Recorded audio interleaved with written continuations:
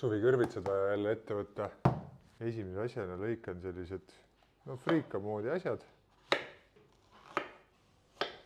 Näiteks umbes midagi sellist, viskan kaussi. Vot nii, siin on pool kilo neid suvikõrvitsad friikaid nüüd. Nüüd läheb huvitavaks kõigepealt siia üks munavalge.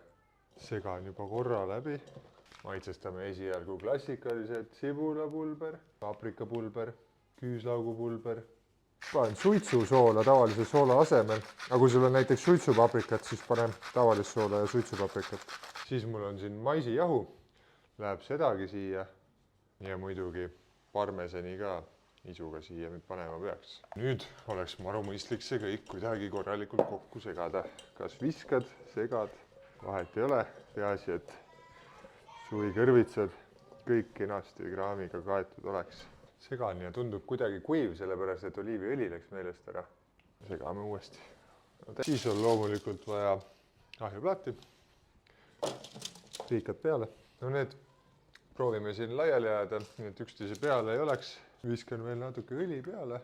Nüüd läheb 180 kraadisesse ahju pöördõhuga ja umbes pool tundi seal olema peaks. Vahepeal peab tšekkima ja segama. Nii, ja kui pool tundi möödas on, siis peaks need asjad sellised välja nägema. Juust on mul see krõbeks.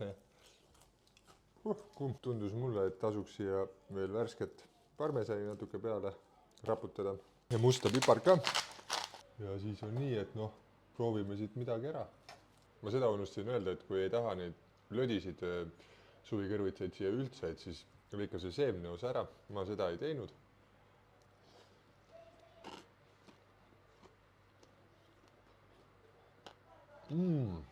Ma olin üliskeptiline, sest ma kartsingi, et see on väga-väga löda, aga see maisijahu ja parmesan annab sulle nii hea krõbeduse. Suvikõrvitsat on nagu nii praegu kõigile aiamaa omanikele üle, nii et kui sellest enam midagi teha ei oska, siis soovitan neid suvikõrvitsapulki küll proovida. Need isu!